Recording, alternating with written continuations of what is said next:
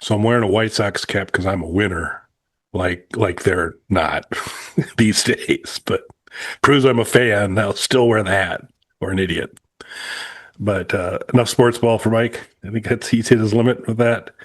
But I'm a little worried if I'm not a winner on something else in terms of did I overpay to smugly talk about how I have access to every Nintendo 64 game as it comes up on various shows?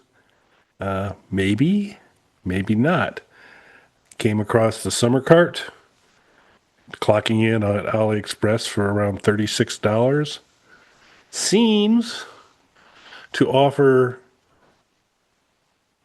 a lot of the same things that our solution of an Everdrive plus a really nice curated set of games and hacks and mods and different countries came through. But just kind of set it up before I hand over to Mike to kind of see what his thoughts are. So $36 for the summer cart, probably $200 total once you get the Everdrive and the necessary SD card. So so there's a price difference. So your thoughts? Any buyer's remorse? Any thoughts on where you're at? No, so I mean, I know that there's other, FPGA and flash carts and things that are out there. I'm pretty, pretty brand loyal at this point to Everdrive, though. They're made by Crix. I have three of them Did you now. say they're made by pricks? Crix, Kelly, Crix. That's It's a not cool, clean man. family show. This That's isn't not a cool. Diddy Dissing on party. a company like that. This isn't a Diddy party. This is a clean family show. Right.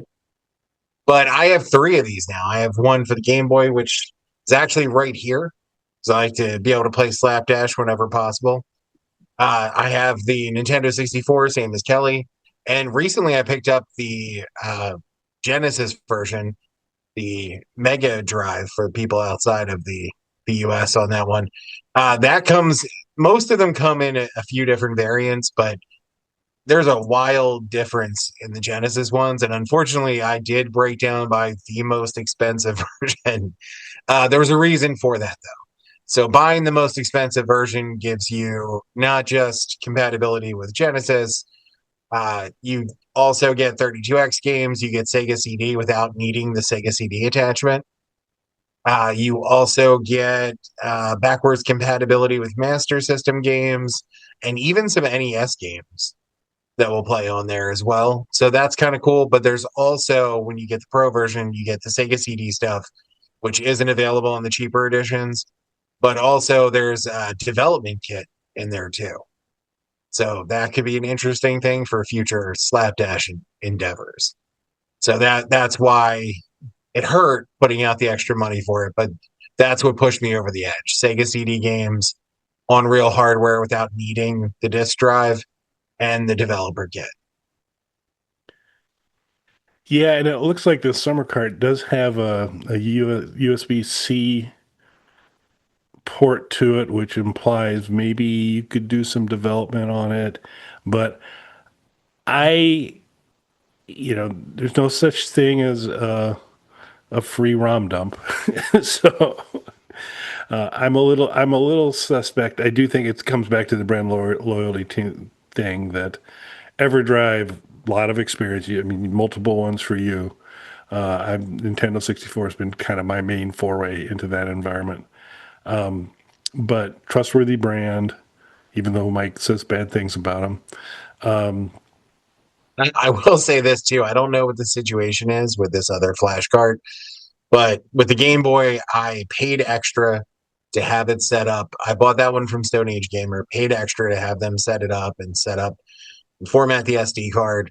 As Kelly mentioned or alluded to, we purchased already formatted SD cards with ROMs that are backups to games we already owned with ROMs already on there.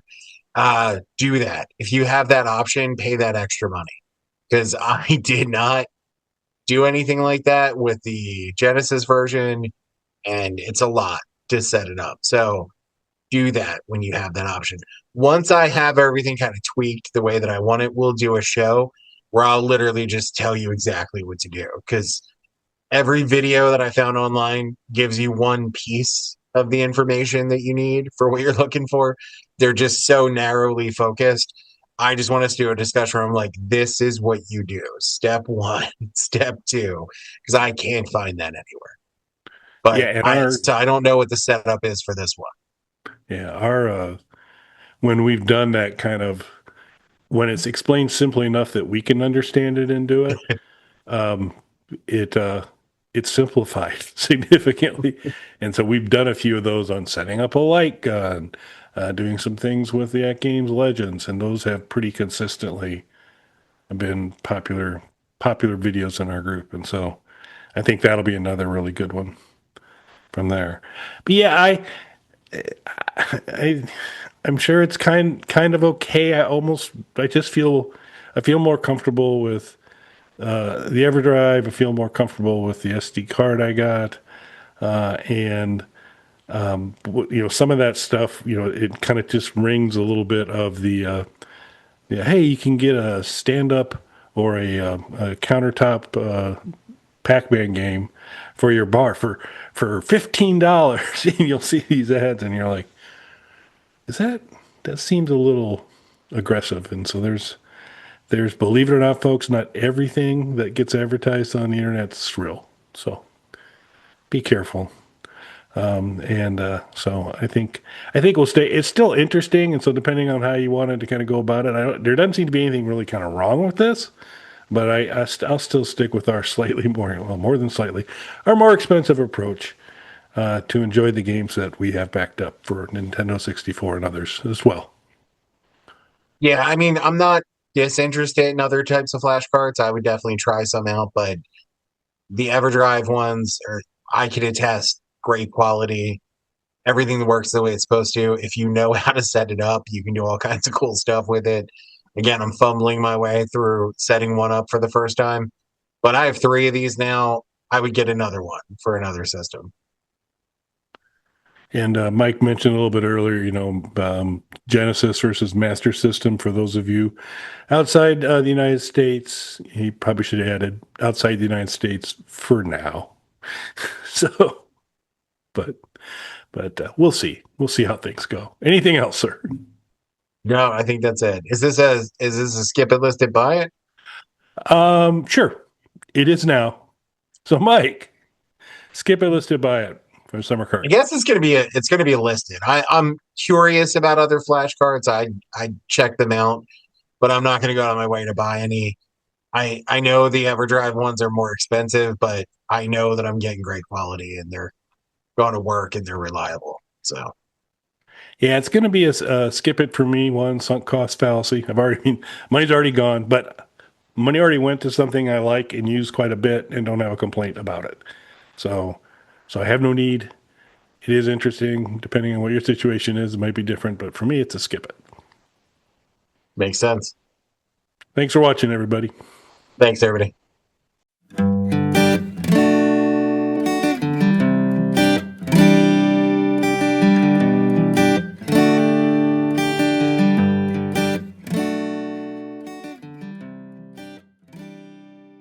Bog Panda.